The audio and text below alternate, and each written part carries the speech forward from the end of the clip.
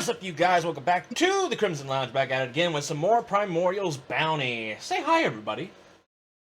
Hello. Hi, guys.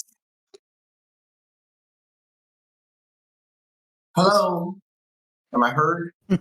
Yeah, you're Yep, we're heard. heard. I guess we're just You're not heard. going to hear any. I guess Creepah's not going to say hello. No, he did. No, he did. I think me and him said it at the same time. That is my hello. Oh, You should know this by now. Yeah. Well, first off, I like to say happy late Christmas and happy late New Year's. How was everybody's holidays? Pretty relaxing. mine has been great. I posted photos earlier. I'm in the Philippines, so really, really cool. Mine can be described as such. What's Christmas and big stompy murder robots? Big stompy murder robots. Yeah, that's what I did for New Year's. whole big old BattleTech tournament for a New Year's party. Nice. You know, that sounds so cool.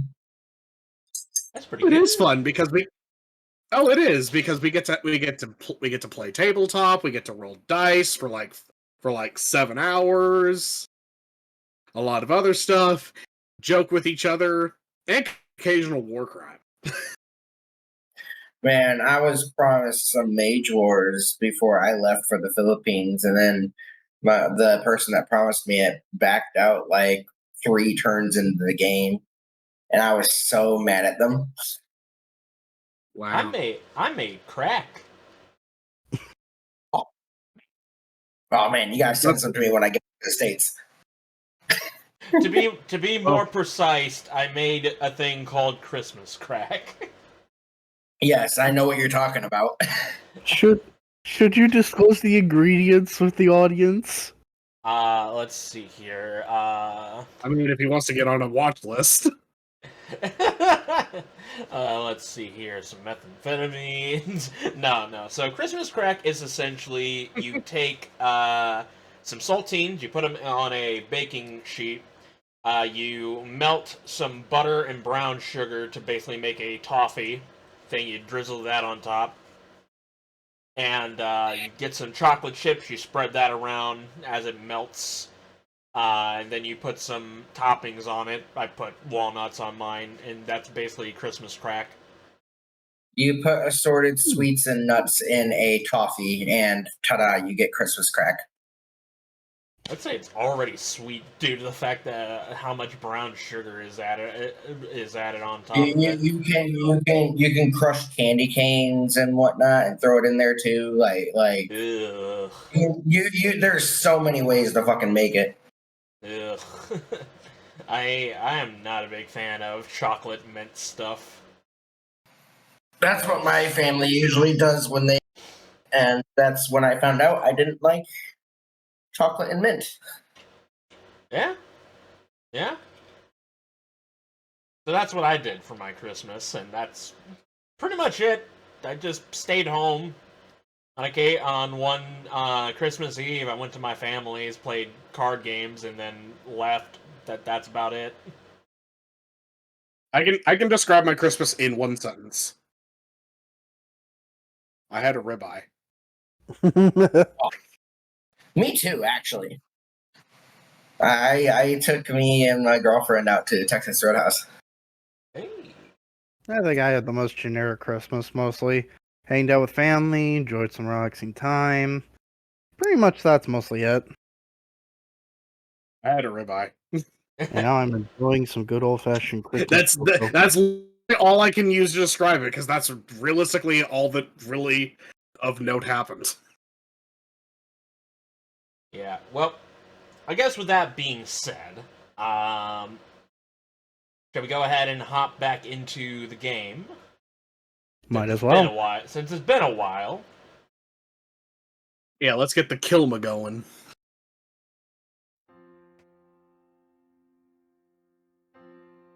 When last we left our crew, Zilyana the Succubus Witch, Starzin the Lalafell Artificer, Sips the Slimefolk Monk, and Brutus the Envie Ranger. Brutus, Gaines, and Sips began recovering from their grueling battle against the Lalafell. During this time, Sips, with Starzin's help, uncovered a dire situation. Her nuclei are dying due to weeks of neglecting a cardiac injury, excessive drinking, and severe tolls from her past fights. Starzin deduce that unless she shifts her form for no more than 3 days, her condition will prove fatal. To save her life, Starzin proposed seeing Gino. The pirate warlord agreed, who played a key role in Sips' creation. Grappling with her loathing for Gino and the weight of her choices, Sips took a moment to reflect, with Gaines offering comfort during those difficult times. After Brutus returned to full health, the crew, joined by Jay the Lupine Druid and Varacus the Minotaur Lacer, set out to hunt the formidable Thermarock. They managed to find their prey and launched a sneak attack, with Sips landing a firebolt. But the battle took an unexpected turn as the Thermarock absorbed the heat and transformed into a fiery demon. With this fiery foe now looming over them, the question remains, what do you guys want to do? But more importantly, roll initiative. Hey, yo, that's an 11.2. I rolled a 6. I rolled a 22.18. 22.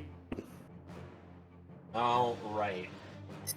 Jade got a 6, Varacus got a 15, and Zilyana got a 12. So, let's go ahead and get surprise round out of the way. Okay. Brutus, it is your turn. Alrighty then. First action, I'm going to, seeing how the tides have turned with this scenario, I'm going to activate Choose Blessing on myself.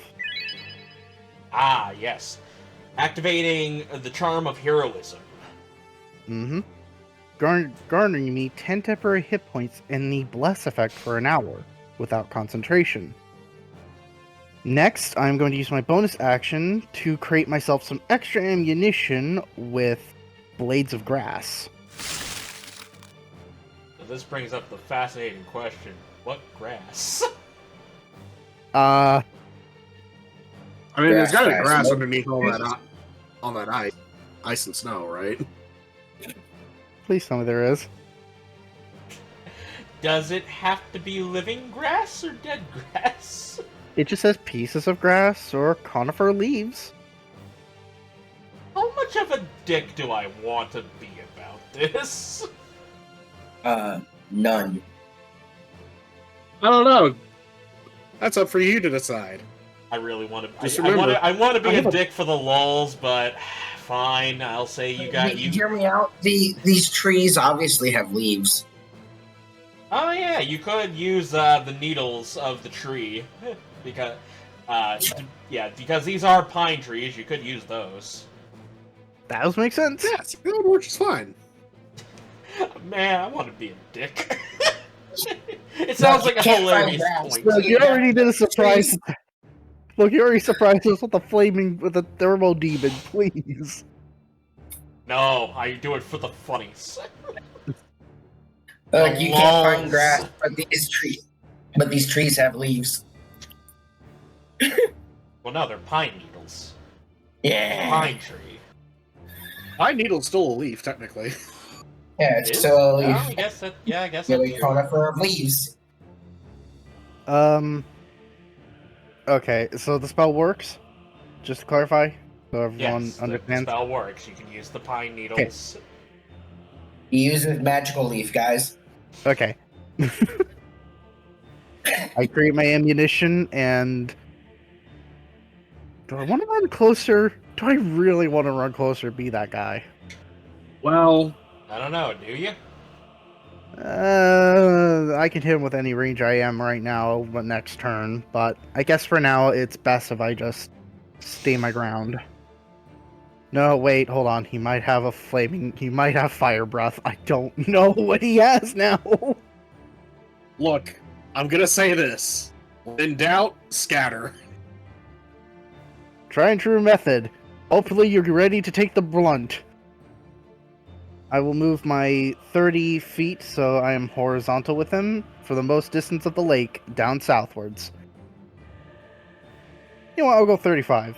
35 feet down south so that me and him are at the largest gap of the ice. Alright, Okay. that's the end of my turn.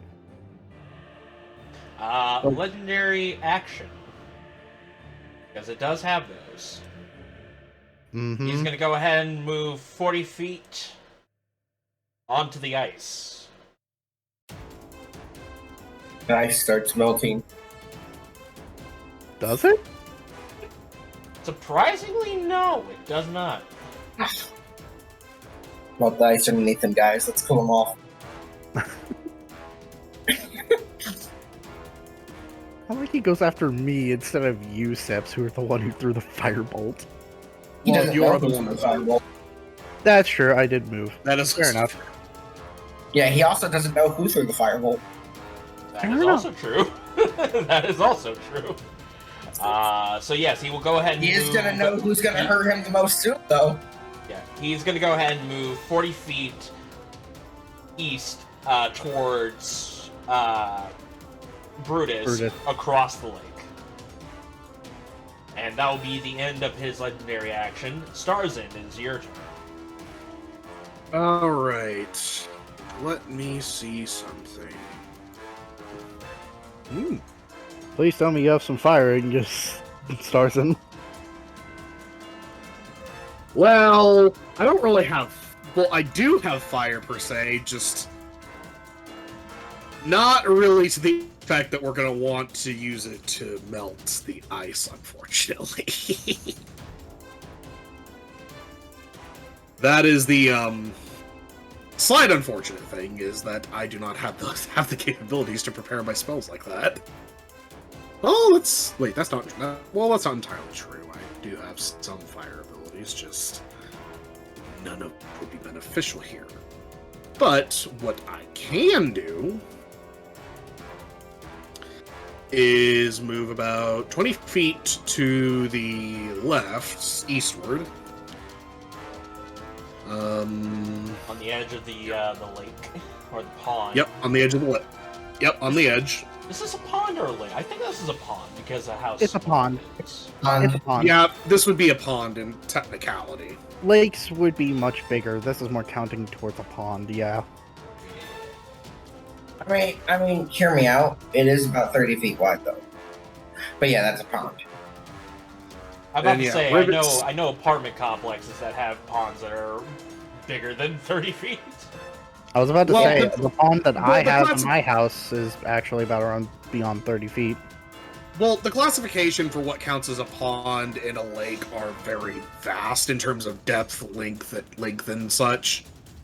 And This is Well, definitely- we're not gonna get into it today. Welcome to the Crimson Lounge, where we talk about ponds and lakes. Yeah. I mean, Welcome, you kind of brought welcome it to up. the Information and Facts So, Corner. yo, guys, you like less D&D in your D&D? Welcome to the Crimson Lounge. We'll talk about everything else while we're playing D&D. All right, Starzin, Yeah, we have signs. Starzin, go ahead Yes, and go. I'm gonna throw a lightning bomb.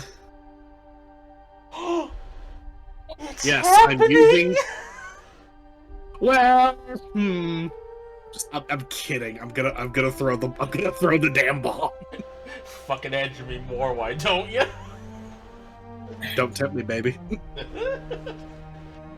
All right.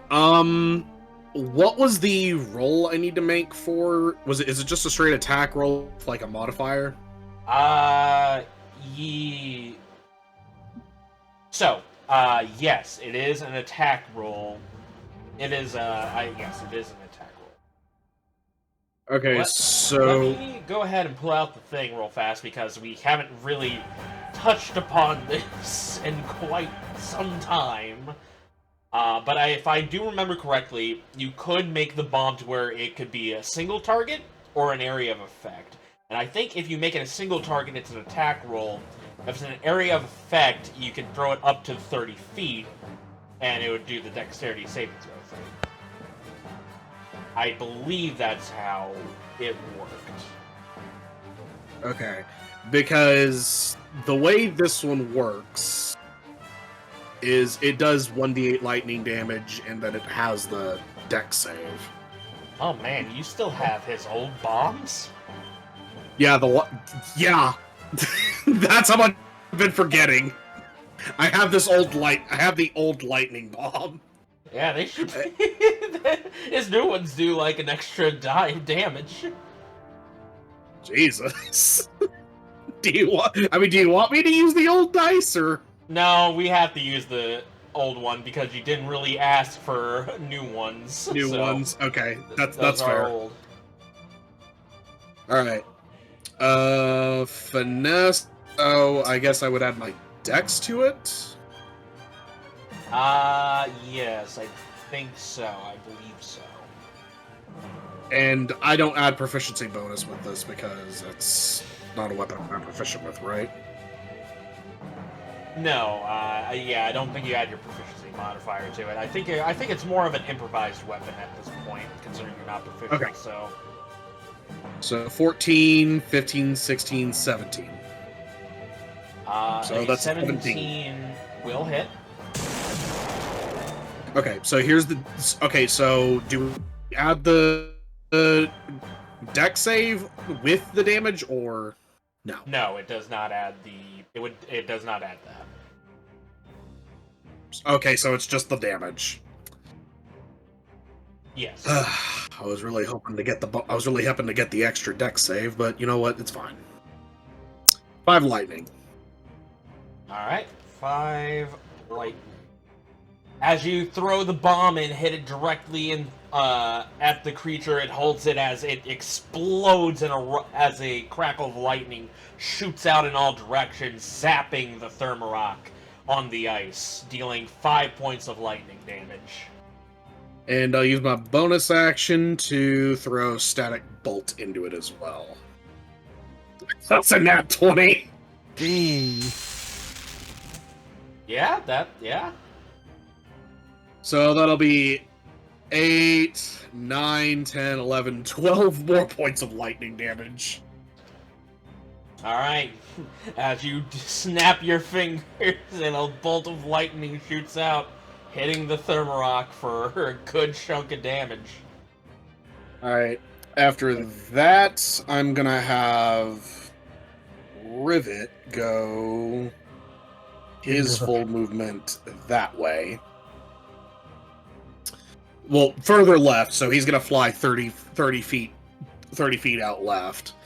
And because I haven't given him any order, he will be under the effects of dodge.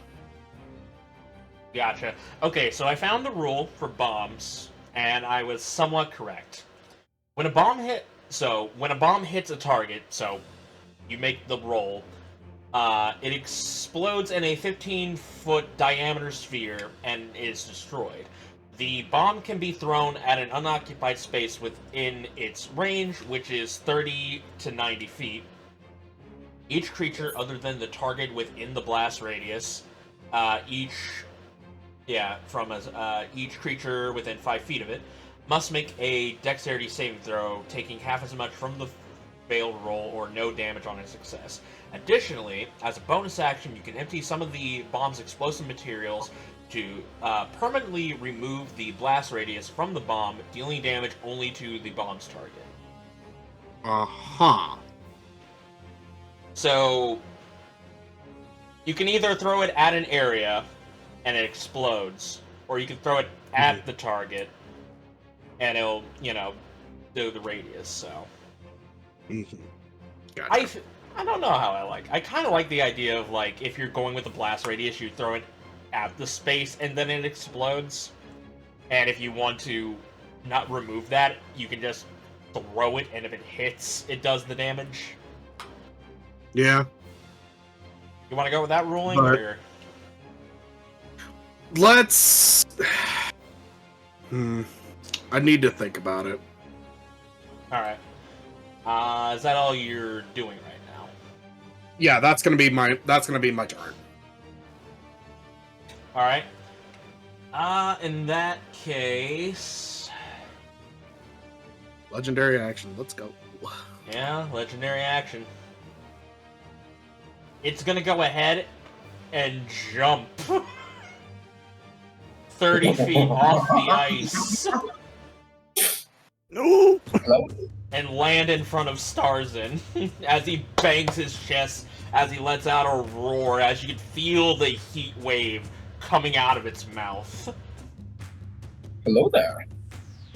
General Thermarock, you are a bold one. Alright, so Varrockis will go ahead and run right behind it to get the flanking on the Thermarock. Due to the fact that he probably would... Actually, I'm gonna roll intelligence on this man to see if using fire is a bad idea. Yeah, using fire is a bad idea. He rolled 15. So he will not use magma bending to create an area of fire, but he will go ahead and use his Warhammer and make a swing two-handed. That's a nat 20. Dealing a grand total of 17 points of bludgeoning damage. As he yells out, "Hey! Your fight's with me!" As he tries to taunt, which I'm gonna go ahead and have him roll. Should be a persuasion or intimidation check. Persuasion. He wants him to fight. Intimidation is more trying to scare them into fighting them, making them think like he's the biggest threat. He's trying to be more persuasive in how he stated that. Yeah, that True, sounds but fair. also if he's also trying to be intimidating, he's also trying to make himself like a bigger threat and maybe a target. But then again, I mean, persuasion could do regardless, the it's same. regardless, it's gonna be. He doesn't have proficiency in either of them, so it's a standard 4. So, he will go ahead and roll insight. Yeah, no, he's not convinced by Varrockis' challenge for a fight. He's more so interested in the tiny Lalafell that's in front of him right now. He threw something interesting at me. The Thermarock will go ahead and use his final legendary action to make a claw attack. That will definitely hit you. Alright. Starzin. Tell me how much it's doing. You rolled really low, though, so thank God for that. He hits you for... he hit you for 8 points of slashing and 5 points of fire. 13 points altogether. Okay. Alright. Now it's the Thermarock's turn. Surprise. Is it still the surprise round though? Oh, right, yes. Yep, it's still the surprise round. Thank you for letting me know on that. You know what? Hold off on that. I'm gonna have Zilyana use Intrusive Thought real fast. A quick intrusive thought. The Thermarock must make a Wisdom saving throw. Ah! He failed. Nice. Okay, so in that case, then Zilyana will go ahead and use use Intrusive Thought to give him the disengage action, since he can't really move right now, meaning that damage that was dealt to you, Starzin, doesn't happen. All right, already reversed. All right. It is Zilyana's turn, and she will go ahead and cast. We'll go with Ruby. Actually, hang on. Does he have the touch? Yes, he does. She's gonna go ahead and have Stitch fly up to the Thermarock, and through Stitch will cast Ruby Eye Curse. Which the Thermarock must make a Constitution saving throw. Damn, with a +10, he still failed? Fucking Christ, alright. You wanted to say you didn't want your luck. Thank you for it. You know what? Fair enough. Fair enough. So yes. Stitch latches on to the face of the Thermarok as the casting of the Ruby Eye Curse transferred from Zilyana through Stitch onto the Thermarok, as he can now only see red up to 5 feet out. Anything beyond 5, he can only see out to 5 feet now. Other than that, he is blinded. Oh darn, he can see me coming. As Zilyana will go ahead and 30 feet north away from the action. Alright. If I remember, I had Mistra's Edge out, right? I mean, I guess. Okay. So, I have that. My offhand weapon, I'm going to pull out the Aurora Blade.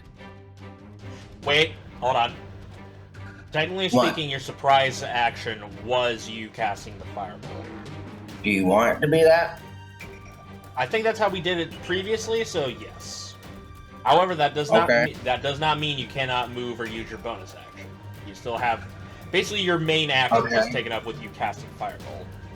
Okay, my bonus action, I'm going to use my offhand weapon, the Aurora Blade, to strike. Let's do a little science experiment, shall we? Let's do a little bit of a science experiment, shall we? And this time, tell me if it's 5 higher than his AC. It is not 5 higher than its AC, but that will hit. Thank you. Science experiment, shall we? 11 cold damage. Alright, you go ahead and you stab the Aurora Blade into the Thermarok. As it takes it in, it doesn't take all the cold damage due to the heat that is emanating from it. However, you do notice, through your passive perception being so high, you do notice that the bit of cold damage that you dealt to it did get absorbed into his body as his flames die down just a little bit. Nice. At this point, I shout out, hit him with cold damage, as I pass my turn. Gotcha. Alright. Jade will go ahead and... I don't think she wants to do that, though. Wait. I think Jade is concentrating on something right now. Jade is not concentrating on anything right now. I'm starting to remember things from the last session. I think someone casted flame arrows on me. Or she was going to cast flame arrows on you, but she didn't. I'm amazed you even remember that, because I sure as hell don't. Yeah, she At least has I not don't remember cast. that. She has not cast flame arrows. Yeah, because she was gonna wait until further into the combat to do that. Oh god, what can she do? She doesn't really have much in the way of cold. Alright, well, when in doubt, she will go ahead and use her... She's gonna go ahead and use her Circle of the Stars to transform into... Yeah, we'll go with Archer. Yeah, when you activate this swarm as bonus action on subsequent turns, while it lasts, you can use a ranged spell attack, hurling a luminant arrow that targets one creature within 6 feet of you. On a hit, it deals 1d8 plus your wisdom modifier. So yes, that will be her bonus action to do that. And then she will go ahead and... Oh yeah, I forgot, she does have Ice Knife. Forgot about that. Alright, so she will go ahead and cast Ice Knife then. That will miss, as she rolled a 12. Wait, nope. The Thermarok's blinded, meaning she would have advantage, so that 12 would be a 19. That will hit. I'll cast that level 2, why not? Alright, so he will automatically take 3 points of piercing damage because that was a direct hit. Now he needs to make a Dex saving throw. Well, that's a pass, so he will take half the damage. So 6 plus 4, that's 10 divided by 2, that's 5. He'll take 5 cold damage. Actually, I'm thinking about it now, he actually takes less than 5 because he is resistant to cold damage. I mean, hey, damage is damage. At least it's just the cold damage. And he can't reduce it to 0. Alright, so that will be Jay will go ahead and move 10 feet northeast from her direction, and that'll be the end of her turn. Brutus. Okay. Brutus will go steadfast north back up towards where everybody else is, but stay out of its sight range. Of its new blinded sight range. Be right here. And I'm going to take my shots on it. Also, to clarify something here I didn't mention, I will make the grass bolts concentration form, so it's magical damage. Alright, so you are concentrating on the grass bolts. Gotcha. Mm-hmm. Now I will activate... I will fire Hugo first 2 times, and then bonus action shot with Blackhorn. Okay. 16 plus 3, so that's 19. Technically you have advantage because, blinded. Blinded. So 19 plus 3, that's 22. That's 25. And then now for Blackhorn, 24, so that's 26. Okay, all 3 of those will hit.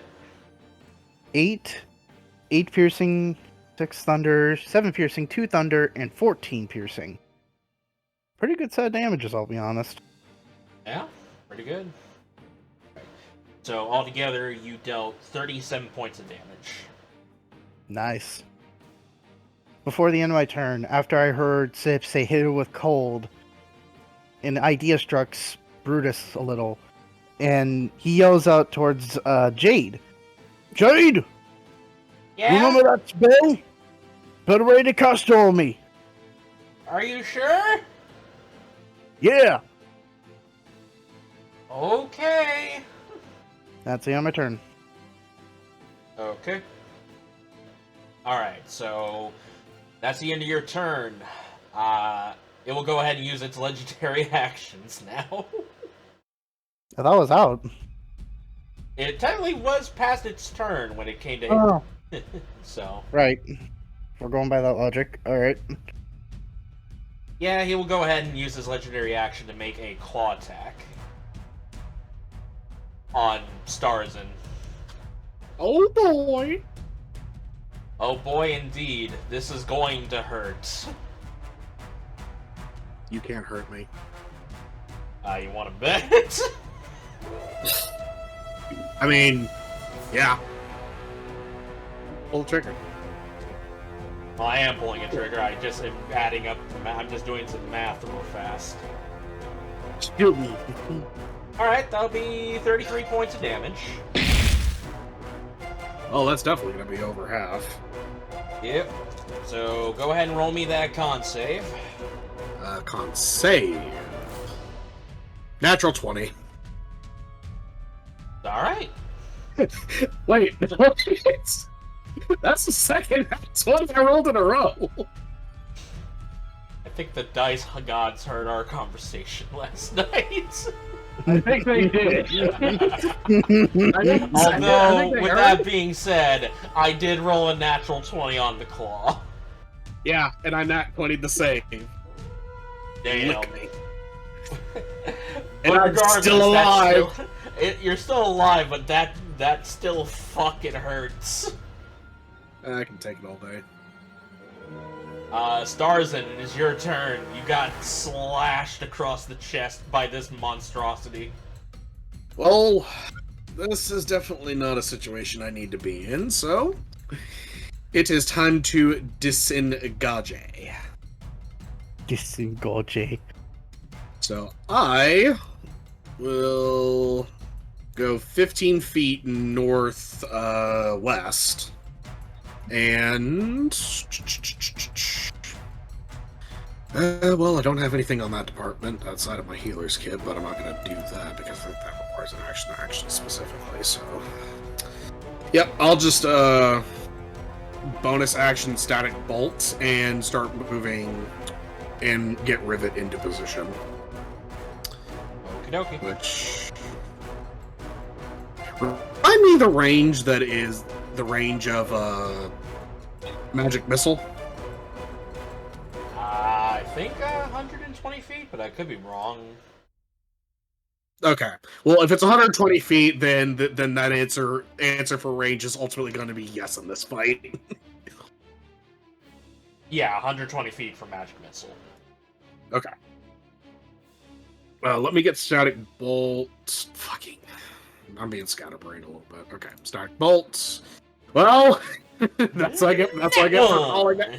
That's what I get for calling out. So let's get the D100 for the nat 1. Of all Roll me things, that D! every- 100! of all things, equal of balance. Ooh. No! Hey, Alright. Creepah, I don't pity you. No, you don't. No, I don't. Yeah. Alright. Shut the fuck up. So, 92. You know what I'm gonna say? Alright. I'm gonna hope. Just for saying that, I hope this hits you. It will not hit you. It will not hit him. Alright, so I need to do some quick rolling real fast. Okay, so here's what happened.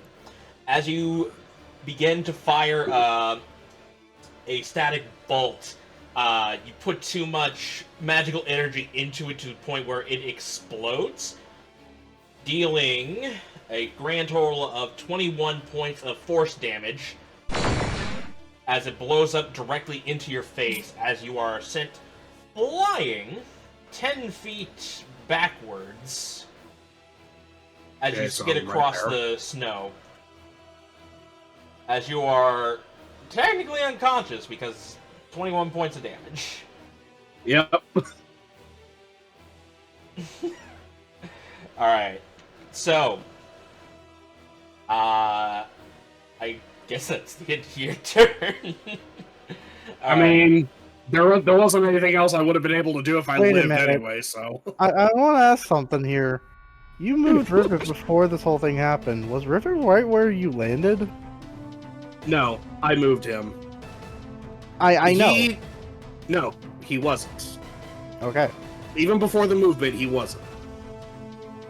Okay. He was farther west. How did you say so? Okay. I know how I fucking pathed him. Look, I get it. I trust you. Go. With that being said, with that the end of Starzin's turn, it will move on to Veracus, but before Veracus, legendary action from the Thermarok, as it will go ahead and make a claw attack at... we'll say Stitch. No. Stitch, the boy. That is a hit. Poof. Not a poof, he's still alive. Wow. That's the most durable familiar I've ever seen. Because the Familiar? whenever which level up the familiar gets HP as well. Yeah, familiars can actually take a hit before going down in most circumstances because their HP goes up with the caster. I mean, hell, even the Artificer's homunculus servant does. In other words, they scale. Because it'd be dumb if they didn't. Yeah. So, as a claw rakes across Stitch's body, as it deals 17 points of slashing and fire damage, Stitch will need to make a Constitution saving throw. That is a 13. It fails. Stitch is stunned as he falls into the snow. Just stay still, play dead. Maybe the Thermarock won't notice. It is now Varrock's turn. As Varrock will go ahead and use... Yeah, at most, the only thing he can do right now is hit this motherfucker with the hammer, so hit the motherfucker he will. That will miss as he tries to slam down on the creature, but the Thermarock moves his leg out of the way from the impact of the Warhammer. I forgot Varrock had extra attack. I was about to say. We're past level 5. I mean, if you get extra attack, it should happen at this point. Even with the extra attack, that will still miss because that is a 14. Yeah, tough but fair. Alright. Once again, Varrock is going to go ahead and use his persuasion intimidation to try to get this thing to target him. No, Varrock is not that persuasive.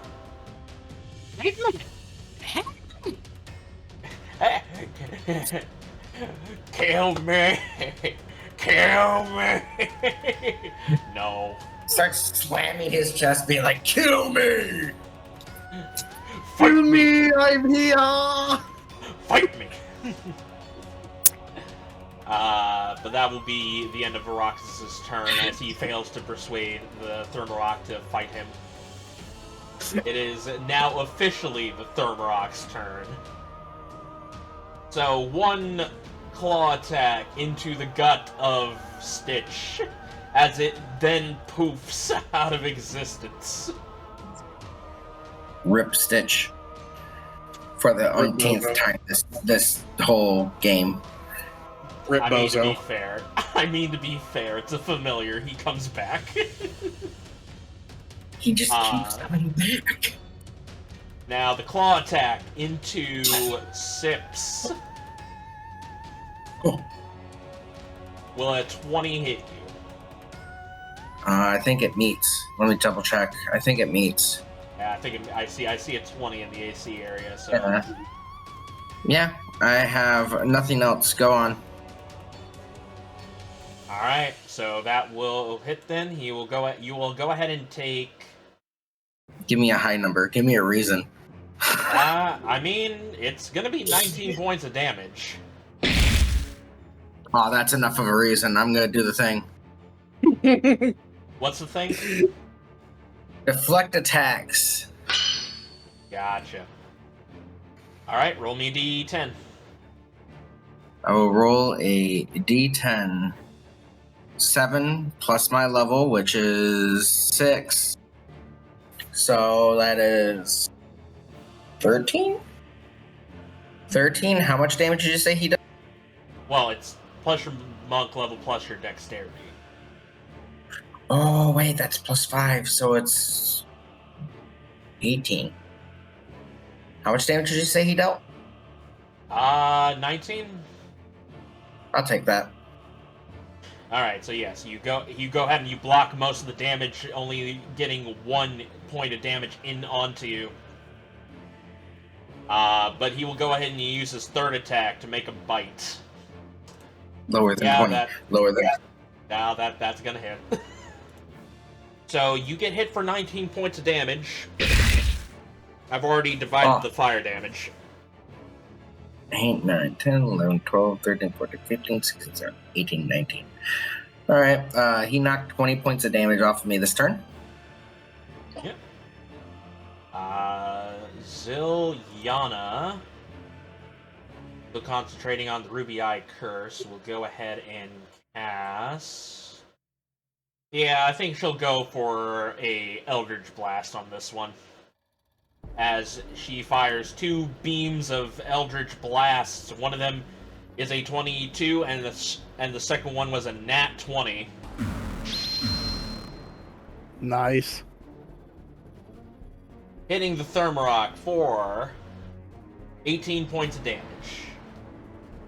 That'll be the end of Zilyana's turn. The Thermarock. Yeah, he'll use a legendary action, why not? Claw attack! 23 will hit. Dealing 17 points of damage altogether. 2 sips. Okay.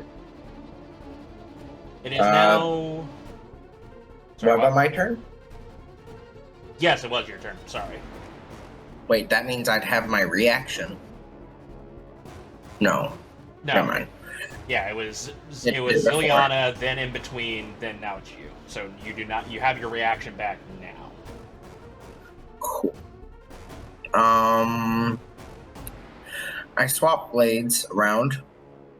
And I'm gonna smack it with the Aurora Blade a couple of times. Alrighty. Let me know if this is 5 higher than its AC. That is definitely not. I'm going to point to bump that up by 2 points. Does 16 hit? 16 does not hit. Okay. We throw again. Does a 23 hit? The 23 will hit. As for if it's 5 higher, let me check. Yes, it is 5 higher than its AC. Nice. Coil strength storing triggers. I get a thing off that. Alright. I'll roll damage. 10 cold damage. Alright. He will take that. He will take half that cold damage. But you do notice that as you do, his flames are dying down bit by bit. Yep. And then I will give him a slash. Ooh, that is also higher. Another coil strength storing stored away. Give him another slash. This one does 8. Alright. He will take As that. I will. You know what? I'm gonna dash around this way. I'll go to here. Out of his sight. You go to where? Sorry. I dash around the giant fire monkey past Varakas. That way his attention maybe will land on Varakas as I go out of his sight, close to the lake, south side. Well, the right side. What is that? East? Yeah, East side. east. Southeast. Yeah, southeast. Alright, he will go ahead and use his legendary action to fight Varakas. That will definitely miss Varakas as he as he goes in for a swing as Varakas raises up his buckler to block the blow. It is Jade's turn. Jade will go ahead and cast Healing Word on Starzin. Healing Starzin for 11 HP. Got it. As she will go ahead and use her main action to cast. Yeah, she's gonna go ahead and use her main action to cast Frostbite because I forgot she had this. We are certainly telling this fire monkey to cool off. Yeah. The fire monkey must make a Constitution saving throw. He succeeds the saving throw, unfortunately, so he takes no damage. And Jade will go ahead and move 30 feet west from her location. Brutus, it is now your turn. Alright. I'm going to go a bit more north and head towards Jade, more accurately, northwest. And I'm going to still fire off more of my bolt shots. These ones... yeah, I'll still use the grass bolts. Alright. Do Masterworks. 29. Is that 29 again? Yeah, it's 29. And now Blackhorn for bonus action hit. 25. Now roll for damages. 10 to 6. 10 to 1. And a 7. Yeah, I think I know what I'm going to be having for my next feat after Sharpshooter. What's your next feat? I've been debating Piercer. That actually might be very good for you, all things considering. Yeah. And as I do come up, I will speak more into a more common or whisper a common tone to Jade. Remember how I got mad when he burst into flames first time? Yeah? If we get it cold enough, I'm assuming it's gonna go back to what it was. And imagine we hit it hard with another fire attack. After that. I think I see where you're getting at. I don't got any cold. You're my own source of fire. You and Chip's gotta be the only ones to do that. Alright, when the time comes, I will go ahead and cast flaming arrows onto your quiver. Got it. Alright. Is that the end of your turn, Brutus? Yep. Starzin, your eyes flutter awake as from unconscious. Mental note. Watch the overcharge. And then he's gonna spend his movement to get up. Alright. How does my arm look? Got some scratches, some dents from the explosion of force, but all in all, it's fine. Scratched up, but still functional. Yeah, it doesn't hurt. It doesn't hurt your arm. It more so it just did damage to you. I have to check just to be sure. All right. Let's see. No, I'm still 30 feet away. I could. No, I'm gonna use the scroll of magic missile. A choir of a heavenly chorus sang as you pull out the scroll from your backpack. Okay, so I'm gonna cast magic missile at first level with it. All right. Okay.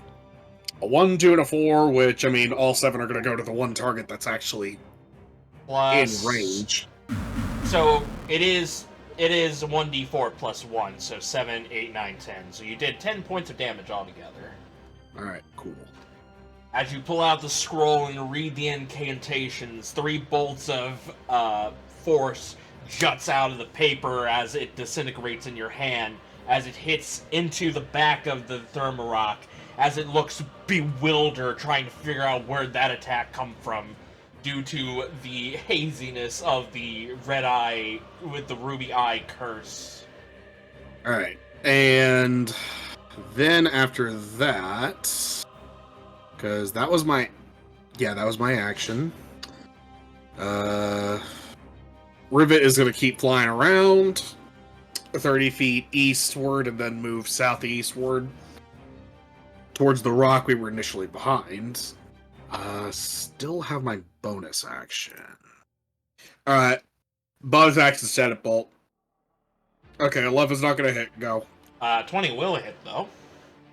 Oh, is it advantage? Yeah, he's blind outside of 5 feet. Well, I mean, he can only see up to 5 feet, meaning he doesn't see. Right, okay. Okay. 6 lightning damage. Alright. Go. Learning your lesson from before, you snap your fingers as a bolt of lightning hits the Thermarock. Alright. Baracus. Seeing that everybody is clear, you'll go ahead and do some, he does some arm gestures as he punches the ground, as he creates essentially an area of difficult terrain, using his ability called Quicksand. For the duration, the ground in a 20-foot square is difficult terrain.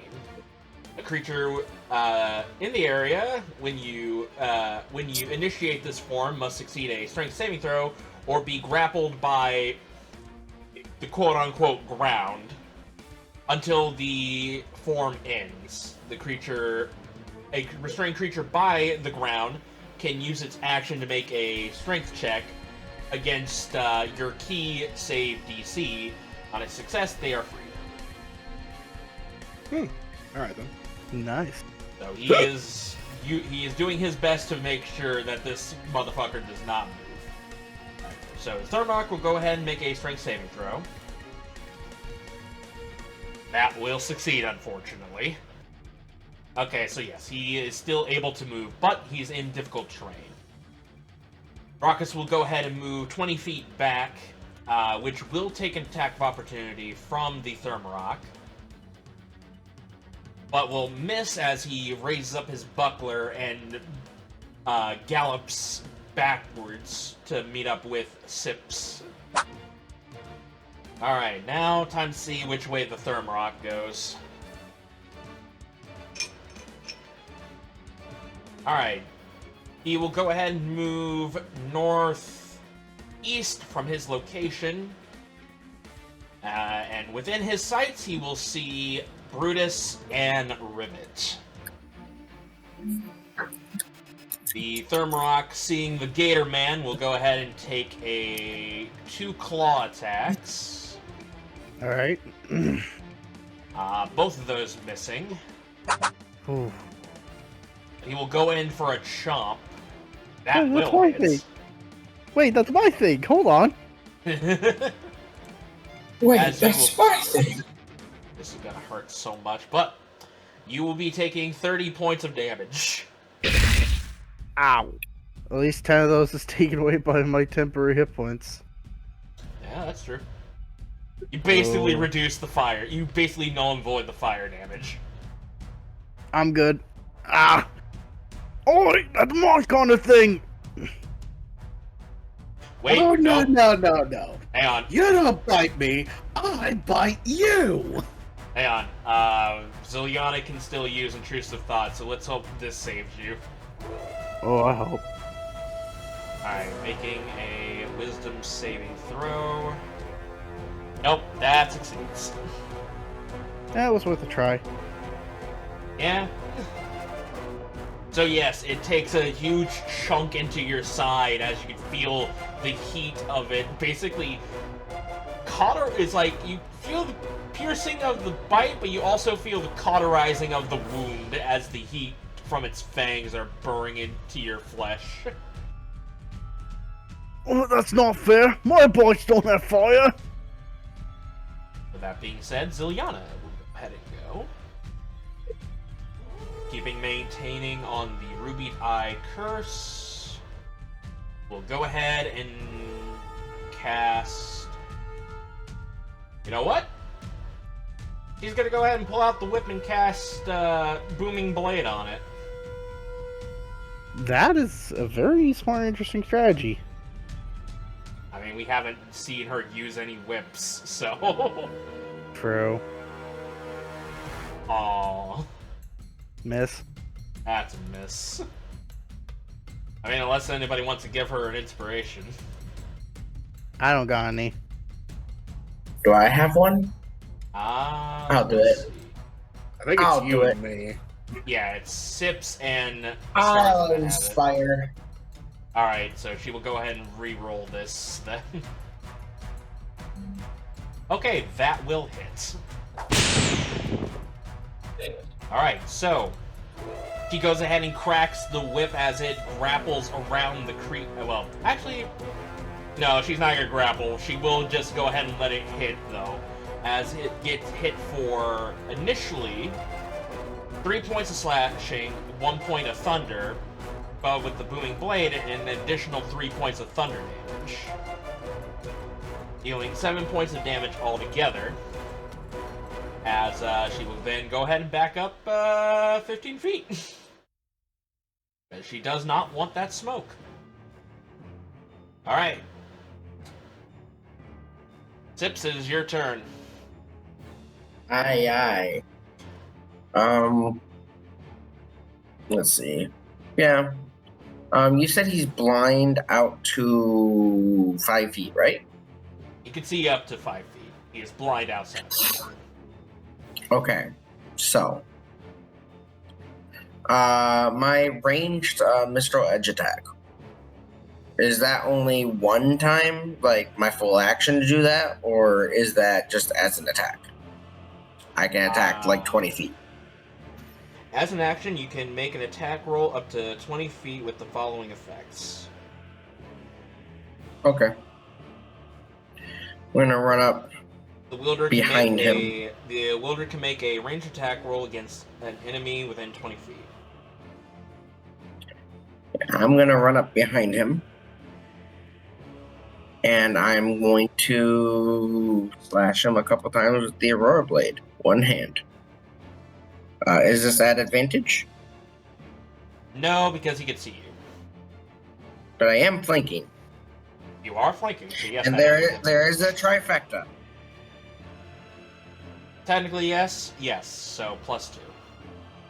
Alright, that gives me a stack of my coil strength storing, I believe. 26 to hit. 26 will hit. Alright. That will do 7 cold damage. Alright, so 7 cold damage. Divide that in half. 3 points of cold damage. This was not at advantage. 18. 18 will hit. Okay, but no coil. Another 7 cold damage. I'm rolling like poop. Alright. That is 2 lowest rolls for damage. Mistral's Edge at advantage. 26. 26 will hit. Does that trigger coil as well? I believe so. It is 5 more. 18 hits, 26 triggers the coil. Yeah. Okay. Mistral's Edge. 16 magical slashing damage. Alright. As you keep driving the Aurora Blade into the creature, and the more you deal... Its flames were at full mass, now it is half... Now it's at half its volume when you first encounter this creature. As you then slash into it with Mistral's Edge, dealing 16 points of slashing damage. Yep, I'm gonna back away just a little bit. Alright. That'll be my turn. Alright. Before it hits Jade's turn, it will go ahead and use its legendary action. It will use 2 points of its legendary action to shoot out a flaming breath.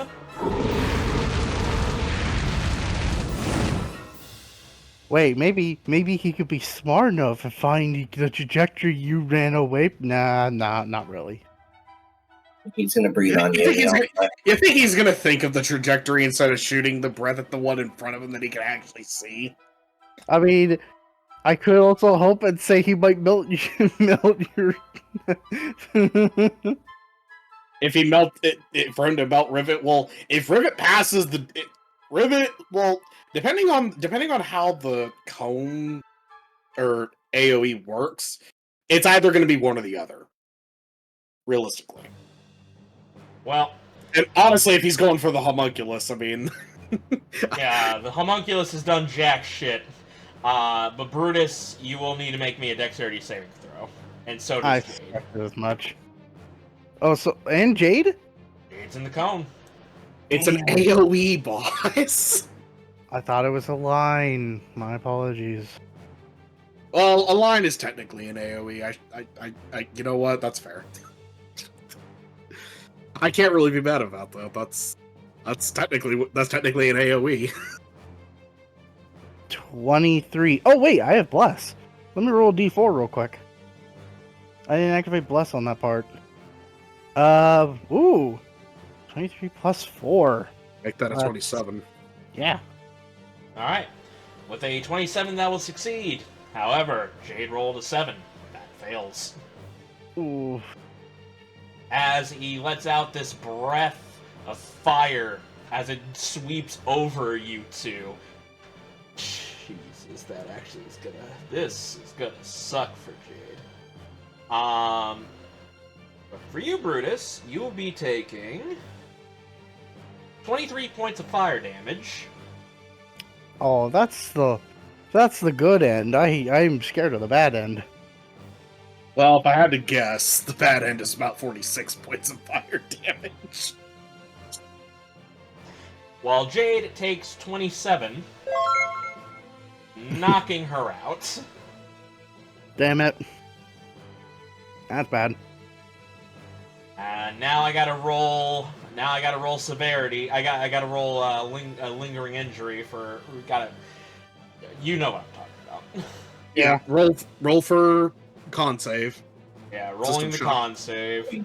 System shock, that's what you're looking for. That's a failure. That's a 5. Okay, now it's the lingering injury. Alright, time to roll a d20. Oh no. Oh no, that is a low number. Well, Please tell me she didn't get a shit. coma, a concussion like I did. It's No, fire it- damage, boss. No, because it's fire, it's not gonna function the same. Oh god, the art will have to change. So she has major neuralgia. You have constant painful nerve damage over a large portion of your body. Whenever you attempt an action in combat, you must make a Constitution saving throw. On a fail, you lose your action and can't use reaction until the start of your next turn. Magical healing of 6th level or higher, such as Heal or Regenerate, cures the neuralgia. Damn. Huh. You burned her so hard that her nerves are now on fire. Basically, yeah. So as she collapses to the ground in a fiery heap, but not only that, due to her failing the save, she is also set ablaze. Shit. And because it is her turn, it starts now, as she will automatically take 3d6 points of fire damage. That's an And that is automatic a failure. That is an automatic failure. Shit. Oh, and she has to roll a death saving throw as well. Oh shit! This is not looking good for Jade. I'm telling you right now, this is not looking good for Jade. Alright, back. Brutus, it is now your turn. Your Jade is on fire and unconscious. Seeing the big guy, I want to ask a question. Can I... Is this possible? Can I put out the fire on her and pick her up and take her to another direction? High or low? High? That is a 1. You can either I take have an out the flame or you move her. I've got an idea, I'm glad you but got it's the not my idea. turn. I see Starzin at the far side, the western side. I'm gonna put out her flames. Alright. Can use its action. Okay, make me a dexterity saving throw. Oh, really? Okay. 17 plus 2. So that's 19. That succeeds. You managed to pat out the flames. Why did I say... I meant check. Doesn't matter. Oh. It probably still would have been the same thing. I'll allow it. It was my fuck up. Okay. Yeah, it was a dexterity check, not saving. But yeah. You go ahead and you extinguish the flame that is on Jade. And seeing that Jade's in really bad shape, he yells out to Starzin, "I'm gonna leave her up to you!" And I'm gonna run this direction where the giant guy could see me and out of his vision. And taunting him. Alright, roll me a persuasion or intimidation check. See which one is higher. They're pretty much about the same, I think.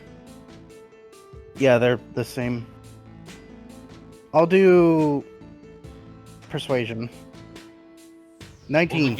Will the Gator Man finally tempt the monkey? Alright, you got his attention. Good. Whether he follows you is a completely different story, though. Come on, you marshmallow snowflake. What's wrong? You can't fight, you have not bite enough?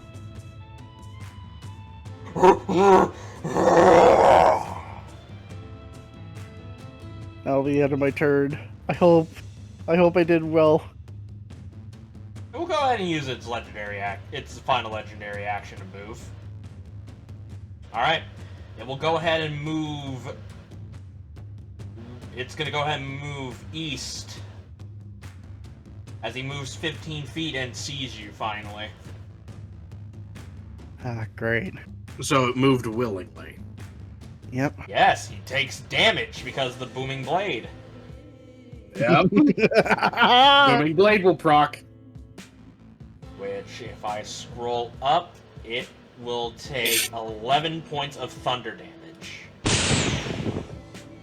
As it moves, it takes its step as a little shimmer coating around it explodes as a thunderous boom burst out from him. But he keeps on moving. He wants that gator meat. Alright, so, that being said, Starzin, it is your turn. Alright. I am spending my full movement to get to Jade. And... oh boy. I am also going to use my bonus action to command Rivet to disengage. And pull back to Jade as well. And I will use my action to cast Cure Wounds at 2nd level.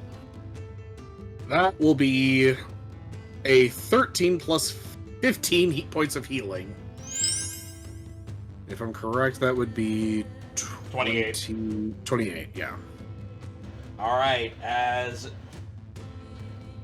Jade gets back 28 HP, she stirs from her unconscious state. You can see that some bits of her fur has been singed off of her body. Her clothes are definitely going to need to be replaced due to how much it was burned off.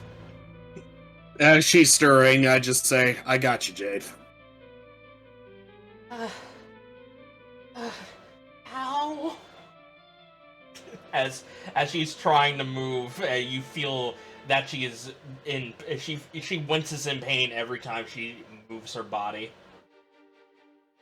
Alright, well, that's going to be the end of my turn.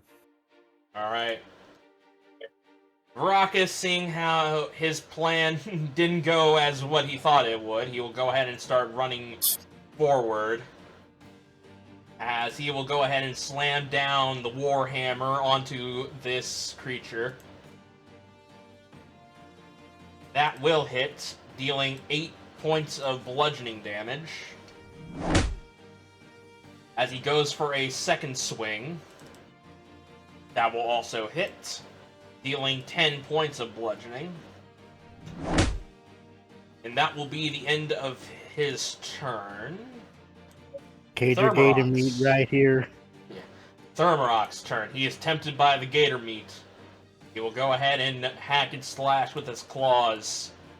Only one of the claws will hit as he deals... He's gonna get some Cajun food. Dealing 19 points of slashing damage. No, I'm okay. But wait, there's more. There's... After that one, we'll throw in a bite attack. Dealing 18 points of damage. I'm down. 18 points of damage? What a great deal! Oh, not only are you down, but that meets the threshold. It meets. Oh, right. Because that's 19 plus 18. That's 37. Your threshold is 34. Yeah. Question. But Does you this... do have Bless. Okay, thank goodness. It's not a concentration. Yeah, that's true. Okay. So here we go. Rolling God save, Constitution baby. for place 14. I'm so sorry, boss. Anyone It's want to use their my one, isn't inspiration it? on me? Oh yeah, Starzin, you have an inspiration. Do you want to use it on him? Yeah, I'm gonna use the inspiration. We Alright. can't really afford to have 2 people with injuries. Reroll. She fucked this up. God damn it! And the villain on the other side! For those at home, I Alright. rolled a 10 with a 13, which is pretty much 1 less than what I had originally, and the other side was a 20. You done fucked up, AA Ron. Alright, I feel bad, so I'll let you choose. Fire or piercing? I'll take the piercing, sir. Alright, roll me a d20. Okay, so here we go. Ugh. So just the context here. High bad? High number good, low number bad. I'm gonna roll low. I told you I was gonna roll. Set yourself up for failure. I knew my luck was gonna. I knew it. Yeah, it's a 2. Look, if I was a follow character, my Keep that energy, King. Keep that energy, because it's about to get much worse for you. look. If I was a follow character, you would know my special stats would have luck 1. No, How is it that I roll a nat 1 and blow myself up, and and survive. everybody actually is getting it worse than me? So, What does that say for this session? the Thermarock, as you go down, bites into your throat. As it basically throws you around in its mouth like a dog toy as it slams you into the ground. You have suffered a throat injury. Oh, You gain a level of exhaustion which cannot be removed by normal means. You also have disadvantage on constitution checks. oh, wonderful. Oh, Jesus. You are the Will Wheaton of this group. And just a little bit of fun here. If I remember correctly, early on in the campaign, it was Clyde getting the thrashing pretty bad, and now it's me.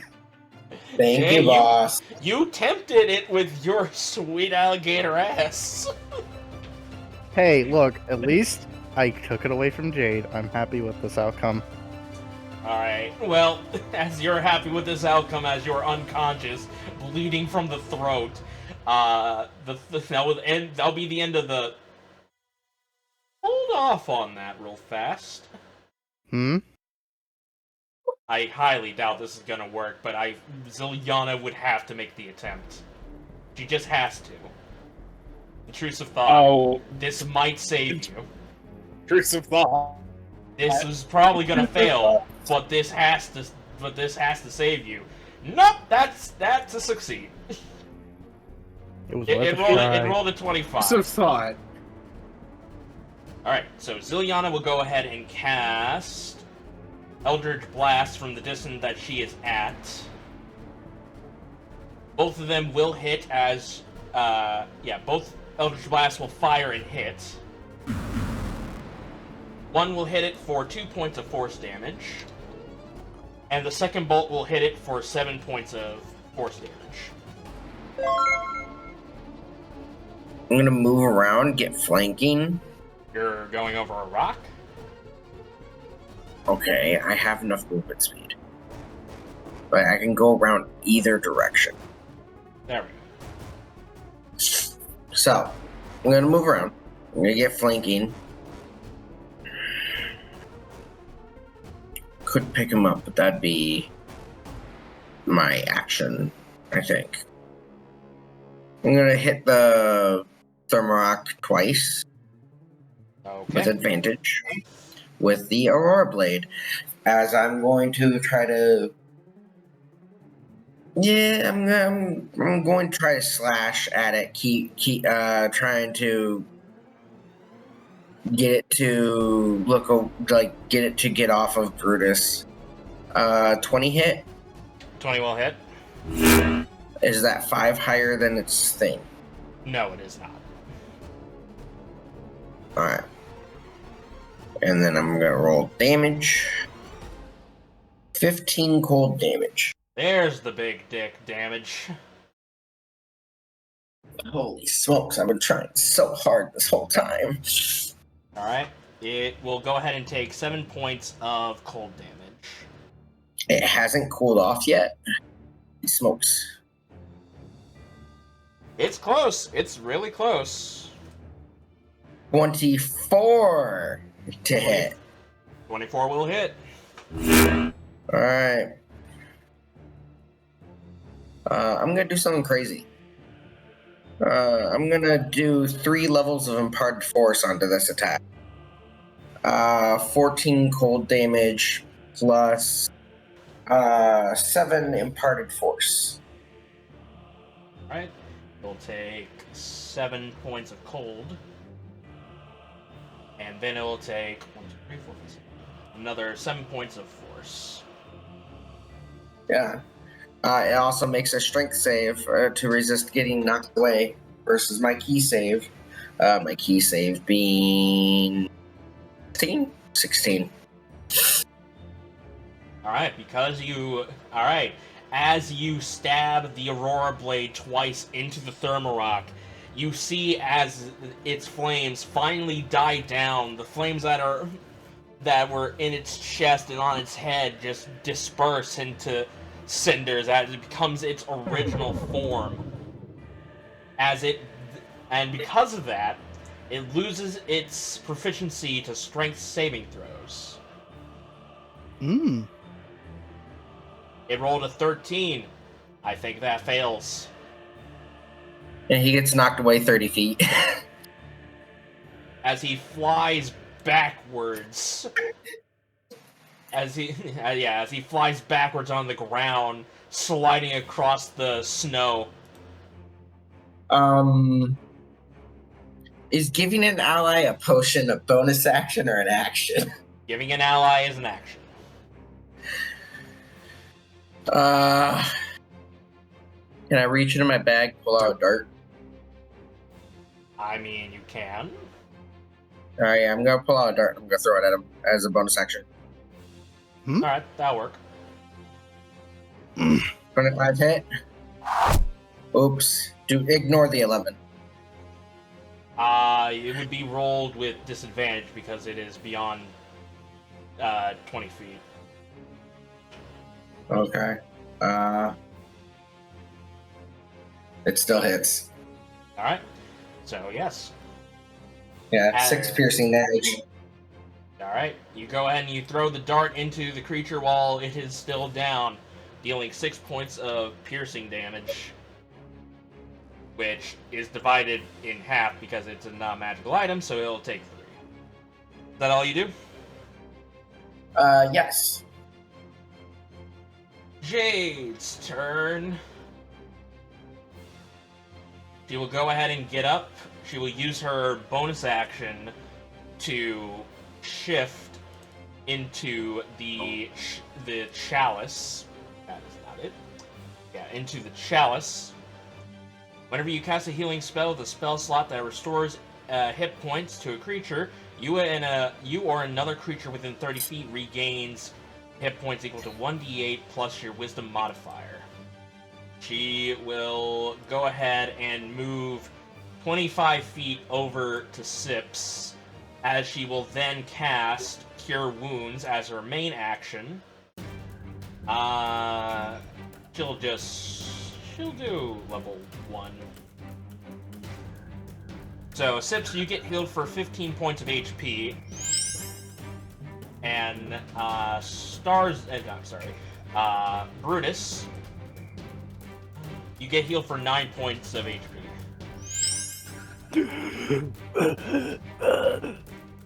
And Brutus once again can't talk well. She will go ahead and move 10 feet behind you, Sips, so that way she's not in the line sight of the monster, even though he is blinded technically. But that'll be the end of Jade's turn. Brutus, the hole in your neck begins to close up, but your throat is sore as hell. Blimey. I grab onto Sips to help stable myself back up. Alright. You did drop concentration on Grassblade. Yeah, I was also about to say, that flame we should have done concentration check as well, but at this point it doesn't matter. The grass blade, I think it depends upon UGM, since I chose to concentrate this form. The grass blades could go disappear, or it could be the non-concentration form now. I'll say it disappears, for the sake of simplicity. Okay. And I get up, using half my movement. Take back up, there we go. Where's the blooming beast? Maracus shouts, "Over that way!" as he points over to it on the ground. Let me recheck something real quick I should have done earlier. You look at the scene, it looks like something big knocked it on the ground and away from you. But all you see is Sips.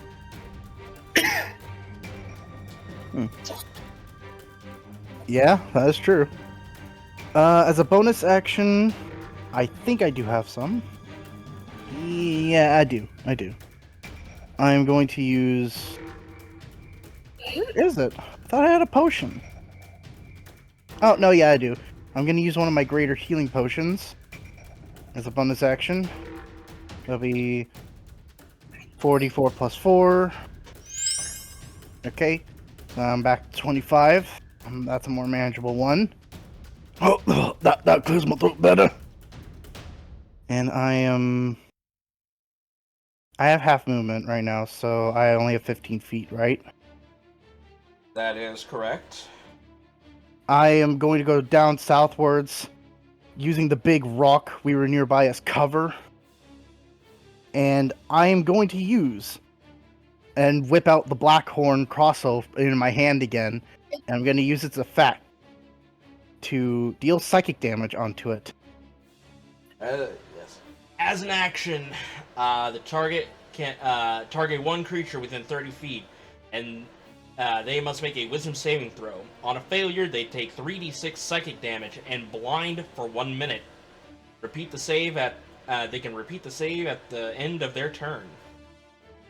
Alrighty, I will go ahead and have it make a Wisdom saving throw. DC of 16. That's a failure. Yeah. That takes 3d6. 16 psychic damage, and it is now actually permanent. Now actually blinded. All right. How would you like to kill it? I point the crossbow at it as it charges up with the magical energy of the psychic energy. As I fire the energy bolt to it, it hits. At first does nothing. It starts screaming in rage and then just dies out pitifully. As it's holding its head on the ground, as it basically wriggles and writhes in pain, you see blood, black ichor leaking out of its eyes and ears and nose as it's howling in pain. Eventually, his writhing dies down as he collapses into the snow, dead. And with that, I'll say we'll take a quick break. We'll be right back after this. And we're back! Alrighty then. So, yes, you guys have killed the Thermarok. Hooray! I bet you that thing's gonna make a nice pelt and maybe some good armor, don't you think? Brutus just like puts his back to the rock and just slides down. Maybe. Oh, yeah. As I pull out one of my like a potion of healing, and I rush over to Brutus. I'm gonna give you a normal 2d6 plus 2 potion of healing, Well, before you do that, or 2d4 plus 2. actually, yeah, you Before I do that? you can do that. No, you can do that. Jade will go ahead and as you shove the healing potion in Brutus's throat, on your back you feel the paws of Jade as she uses her action, which I forgot to do this. I should be rolling a Constitution saving throw because of her lingering injury that she got. Because we're gonna start a heal That's train. got it, so. We're gonna start a healing. That is a success, so that's good. So yes, she will go ahead and cast Cure Wounds on you. Alright. Now Starzin has to go behind Jade and start healing her. And then we have a healing train. Cure Wounds at... That'll still be first level. You're not that injured. So Sipsy will take 9 points of healing. And Starzin, you will take 6 points of healing as she will pass pass the chalice's extra healing magic over to you. Alright. Yeah, he'll just walk up and double check on both Jade and Brutus. Starting to feel like there's a bit of routine. Ugh, that looks nasty. Let me take a look.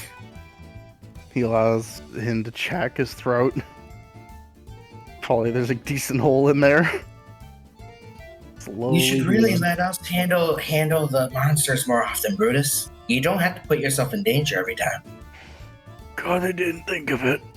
After I just saw Jade fall, kinda had to do everything by instinct. First, I always take Jade away from danger. And likely his distraction probably saved her tail. Jade, hearing this, will walk over to you. Brutus. I, even though I didn't see it happen, I believe in what you say. Thank you for protecting me that way. He just chuckles a little. No need. I promised Jim to take care of you all. I'm going to uphold that promise. A warm fairy holds their promises. That's what my grandpappy told me. Yeah, that's a nasty hole you got. You know what it kind of reminds me, the thought of this reminds me of? You know those old, cigarette commercials that are, where the old people have, a hole in their throat? Yeah, I was thinking of that too. Yeah. Jesus. So how much healing did I take in? It was 2d4 2d plus for 2 from me. 2d4 plus 2. Hope it makes you feel a little bit better. Probably will be. And Jade gave me a bit healing? No, Jade did not give you. Oh. Okay. I think that's gonna work well for now. After everyone examines him, he starts getting up again. Let's talk After taking a look at Brutus, Starzin will move to Jade. Let's see how bad it is for you. So he's gonna start by kind of just gently very gently with his regular hand, like just touching like her hand or something. So, on the outside, you can definitely see that parts of, like, patches of their fur have been scorched away, leaving exposed, raw, and blistering skin. The fur that remains are singed, curled, and a bit, well, I wouldn't say discolored, they're white. I guess it would be gray. Would it? Soot gray. Yeah, soot gray. And as you basically lean in to touch her,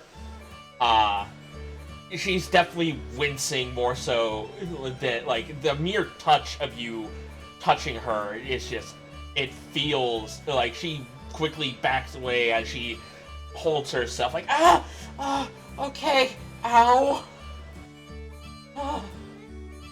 Is it like a burning, like a sensation? Yes, it's like my body is still on fire. With that information, is it enough to determine that it's a nerve pain type thing? Oh. Or do you want me to make a roll for it? Oh, roll me a medicine check. 14? I'll say you know that this is something of a nerve pain.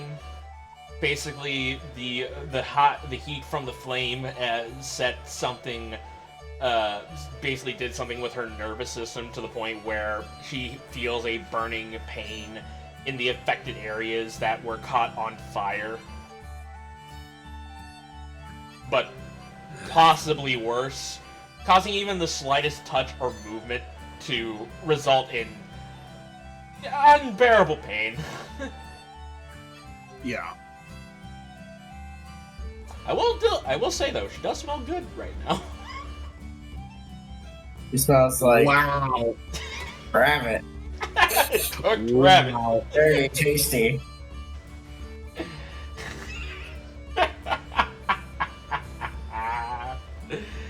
Could we eat this one later, Captain? Wow. Well, if we run out of food, at least we'll have emergency rations. Listen, we don't have a Paimon. So that's out. So we don't have emergency rations. Second of all, how fucking dare you? Because I do.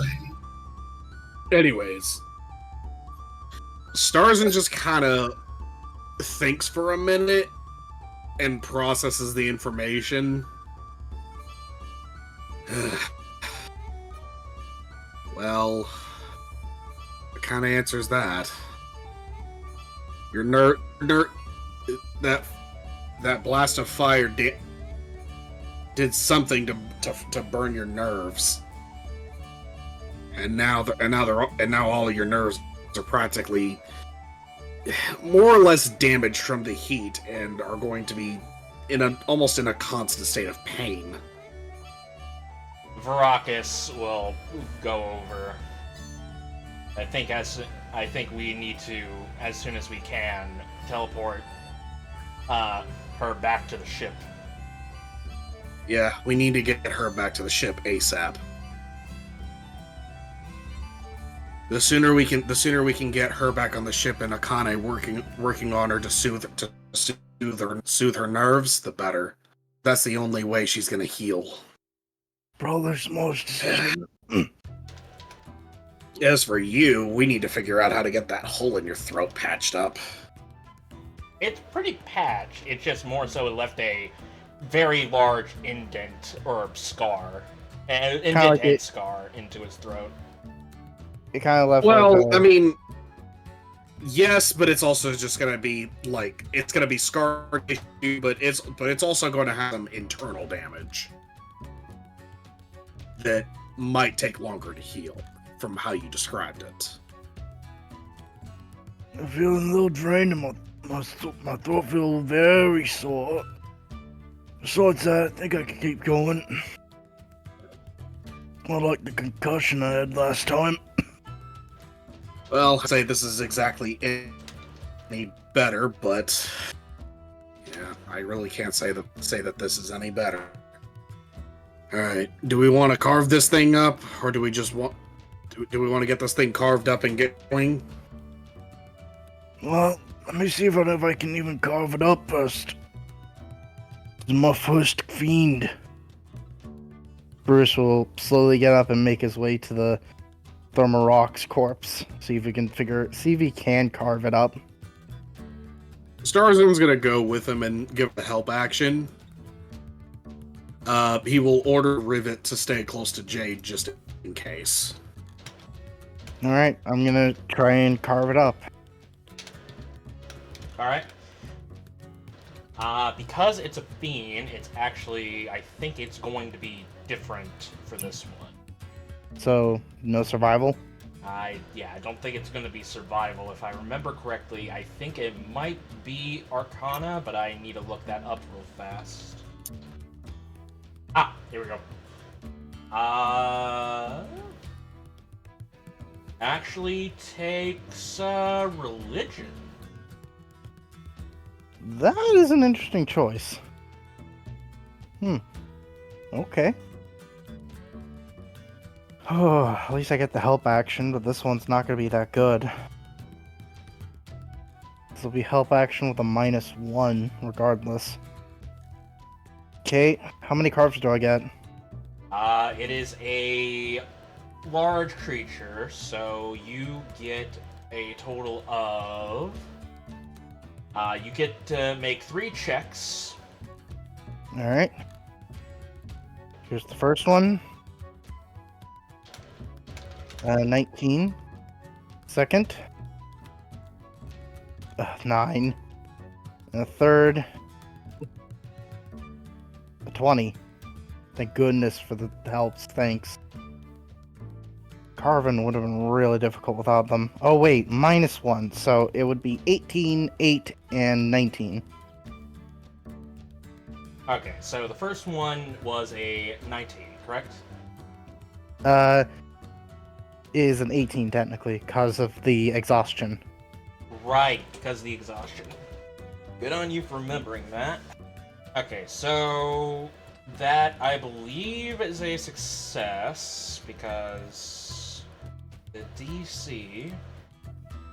Yeah, the DC is 12 plus half the CR's, half the creature's CR, and the creature's CR is that, round down to that, so 4, 5, 6. Yeah, so yes, that is a success. So pretty much I got 2 successes and 1 fail. Yes, 2 successes, 1 fail. Yeah, it's better than nothing. The first thing you get is, I'll definitely give this to you. You get its fur. Oh, nice. Even when you grab it, when when you grab the fur and you cut it off, you can feel how cold it is as it's basically as it slowly becomes warmer, as it is slowly absorbing the heat from your clawed, from your scaled hands. Oh, now this is some fine fur. Yeah. You get its claws. How many? Or it's just like... I'll say you get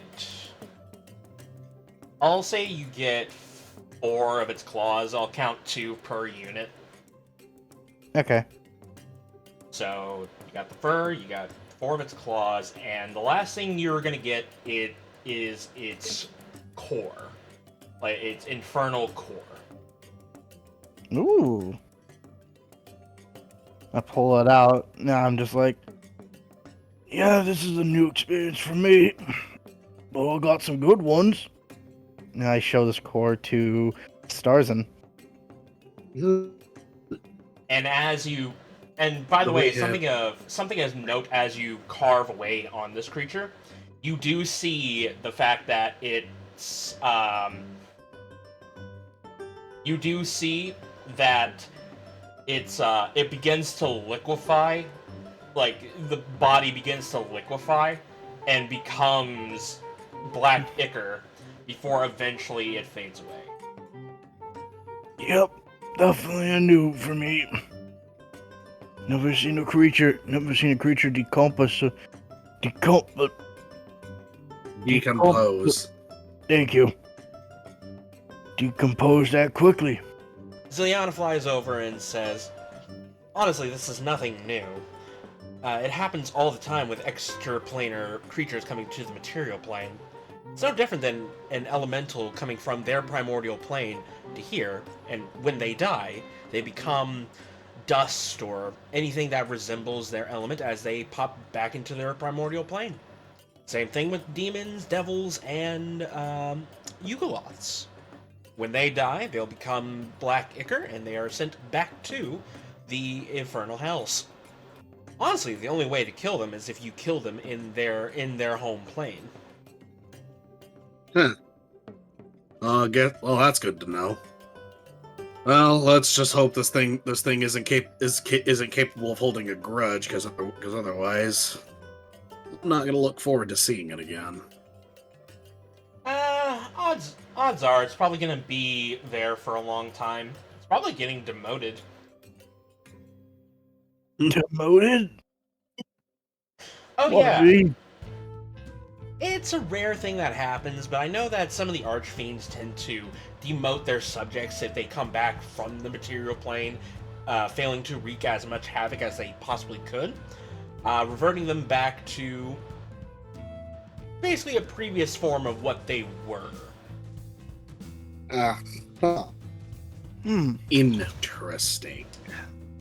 All fiends basically start off as a lesser fiend, such as a infernal lava or imp, and depending on their actions and what they do during those stages, they can get promoted, and basically advance up the chains by changing their forms. So, does that mean that if fiends just get demoted because they didn't do what they were supposed to, they can revert back to imps? Or die out, plainly. Huh. By that I mean the Archfiend would probably kill them, depending on how important of a task it is. I don't know much about the Archfiends, but sounds like it would make a little bit of sense. Oh, you don't want to mess with the Archfiends. There's a lot of things I don't want to mess with. And now I can add this to the list. Yeah. Agreed. Anyway. On the bright side, at least you don't have to worry about Archfiends coming to the material plane. I'll Not take their your word style for it. or other restrictions. Something about a deal that Olek made with one of the gods, saying that the Archfiends aren't allowed to head to the material plane, but that doesn't restrict them from sending their minions out to the material plane to do their bidding.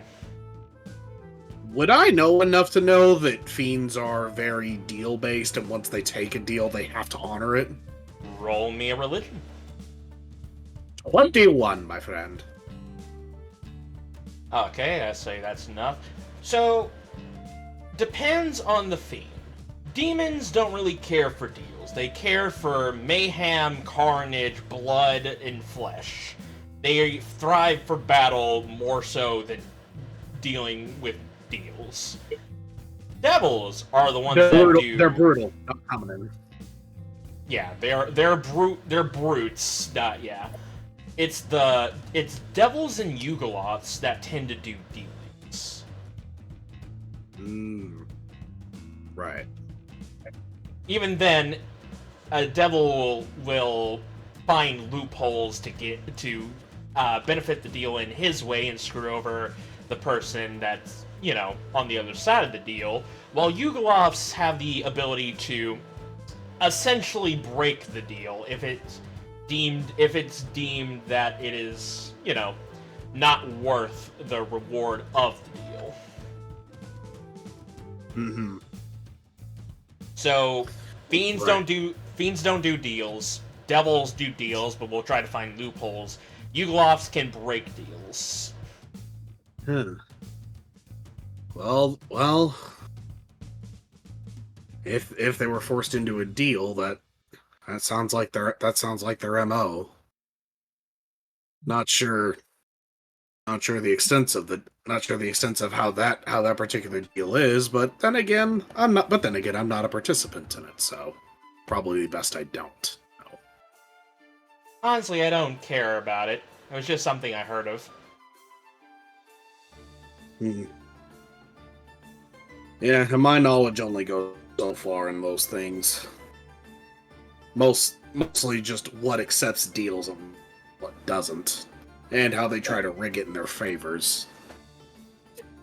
Anyway, we should probably get going.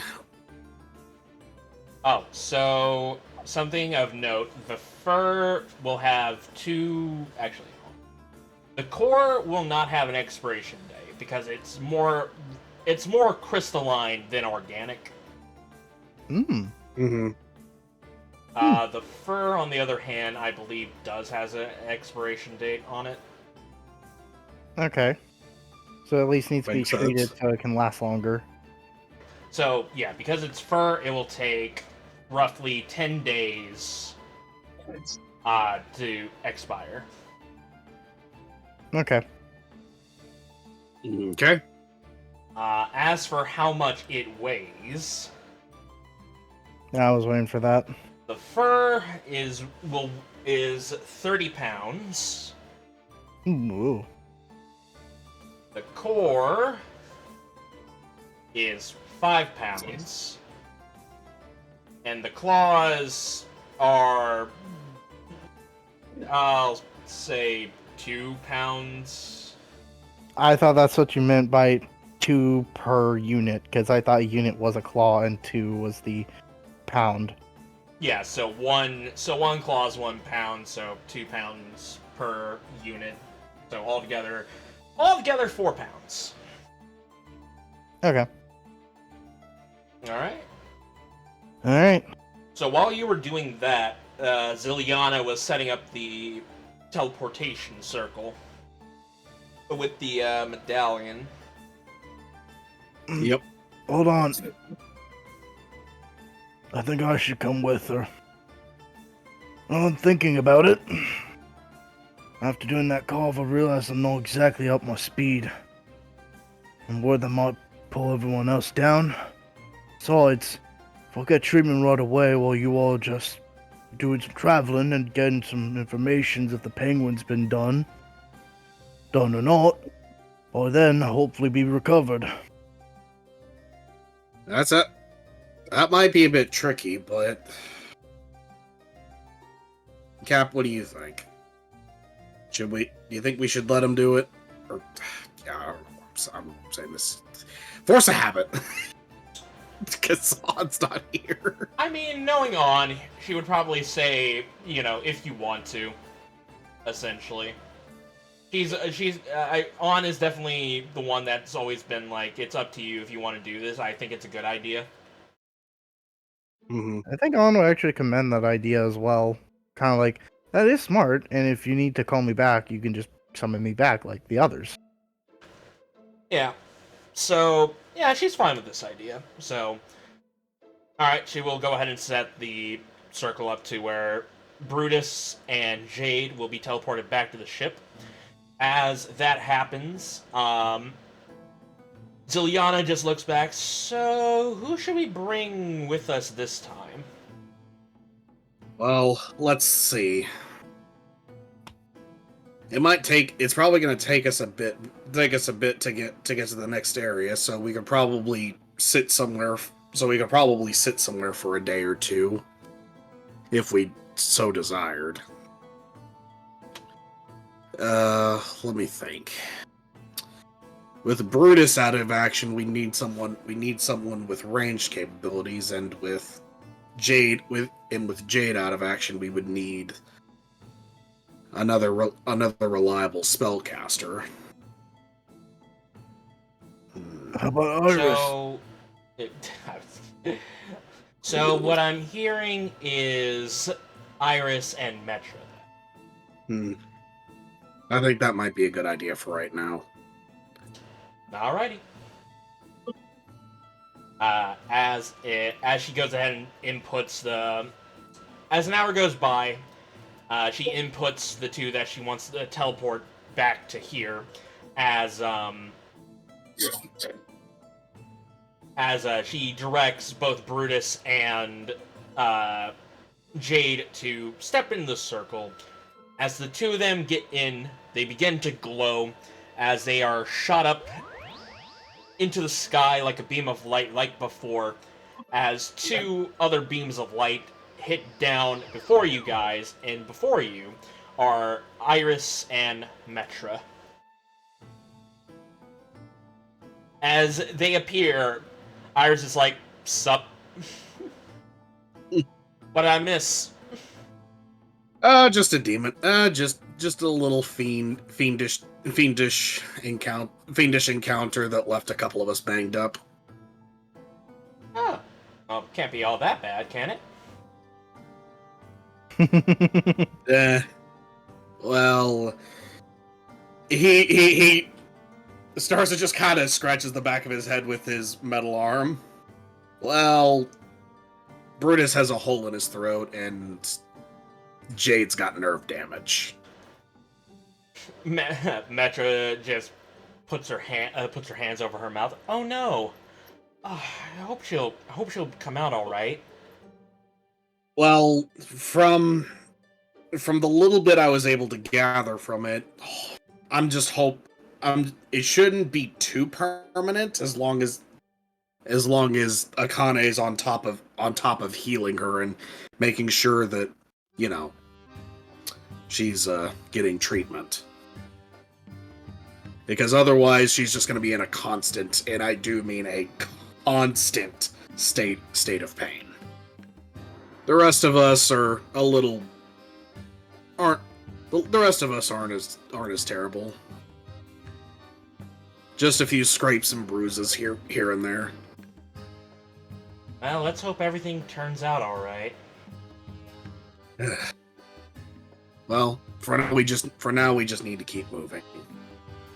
So in that case, then where are we heading off to? It looks like that we're in the middle of nowhere. And let's see. Our next, if I recall correct, our next stop was going to be at Frostspire. Yeah, Frostspire. Yeah, the letter placing makes it hard to see if that's an R or a T on base because of the hexes. It's Frostspire. Yeah, so our next stop is to get to Frostspire. Alrighty then. Alright, if we're all set, let's get going. So with that being said, because Brutus, you are no longer there, I'm gonna go ahead and have Starzin roll the path. No, fair enough. Alright, go ahead and move 5 spaces. What's the difference between road travel and regular travel? Carriage. No That's difference about in it. time? Yeah, no different. It's only roads are for carriages. Land is for you walking. Right. Okay. And you can walk on roads. So Sure.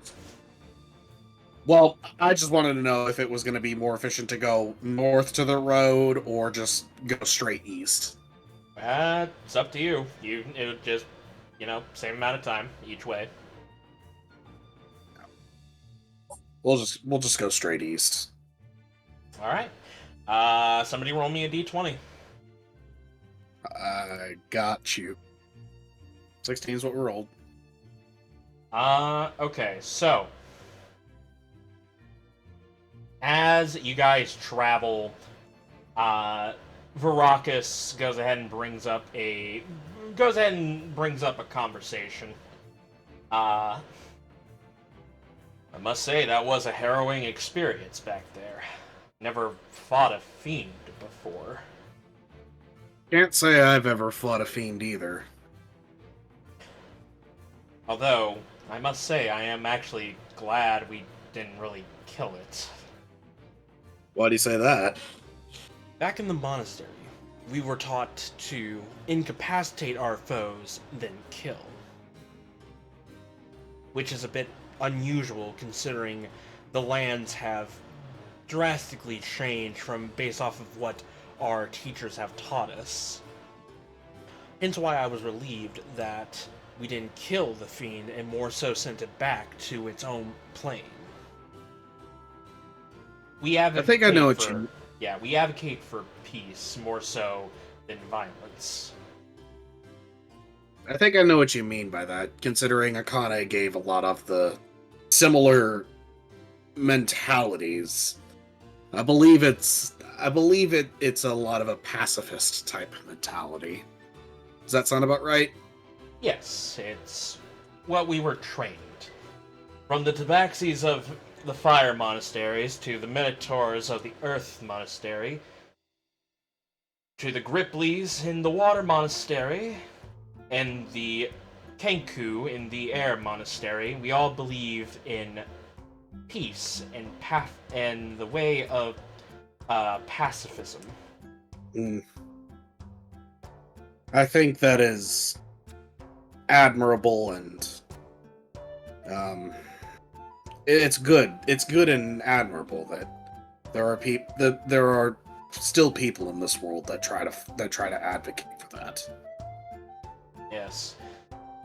We were originally, when we were created, we were under the tutelage of the four aspects. That's how we were able to learn to bend the elements themselves. And considering that their ways were wanting the Genasi to be at peace with one another, we followed those guidelines. But after the First Great War, it broke the aspects' hearts, and they fled to their own primordial plane. But despite them leaving the primordial plane, we try and follow what their original teachings were and try to spread peace to those here in Primaria. Well, it's good to know that some people are up the good fight on that front. It's quite ironic, that statement. Well, yes, but I don't know. I guess it just comes from me being on Tarim after my home was lost. I don't fight for the sake of peace or anything. Mostly just for my own, mostly for the survival, for my own survival. And I left Tarim and gained this crew, became a part of the crew. Now it's all about our survival. I can understand that. Yeah, it's just one of those experiences, I guess, that once you go through it, it changes you. Really puts a perspective on the world. A fight that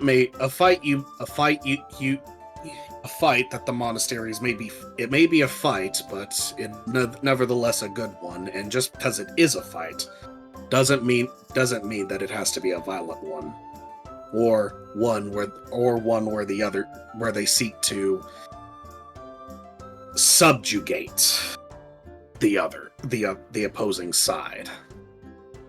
Yes, but like most wars, eventually it will come to an end. There will be a moment of peace once again. There's one thing that my elders have taught me, is that when it comes to the beings of Primaria, they tend to go through a cycle of violence, then peace, then violence, then peace. What we try to do is expedite the violence so we can, by spreading peace, Does that make sense to I you? see what... No. It makes sense.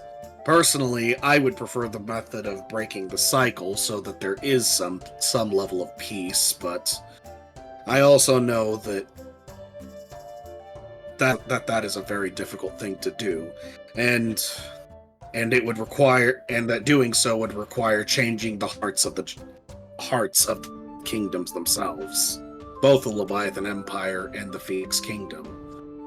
Something I know that isn't exactly that if it was even to happen, it would never happen overnight. The most we can do now is look forward to the future ahead. I agree. Hopefully there is a brighter future. If not, hopefully we can create a path for those that would be brave enough to tread it. All right. As that happens, you bed down for the night. Tomorrow, the next day arises. Go ahead and I'll say make it to Frostspire, but this time I think I'm gonna go ahead and roll the d20 real fast since Brutus is out of commission. Yeah, and yeah. Alright, no encounter. So as you arrive to Frostspire with your crew in hand, this is where we'll end tonight's session. I know it's a bit short, viewers, but unfortunately, due to the fact that right now, Clyde, his laptop overheated, and we don't know when he's going to come back, we're just going to have to cut the session short. With that being said, I don't think we'll do a vote another time. I suppose, for the sake of it, I'll say everybody gets an inspiration because of Christmas and New Year's. So everybody gets an inspiration. Oh, thank you. Whee! And with that being said, thank you guys for watching the latest episodes of Primordials Bounty. Hope you guys enjoyed. If you did, please do subscribe, follow, leave a like or a comment, and we will talk to you guys next time. Say goodbye, whoever's left. Bye. Goodbye, whoever's left. Yeah, bye.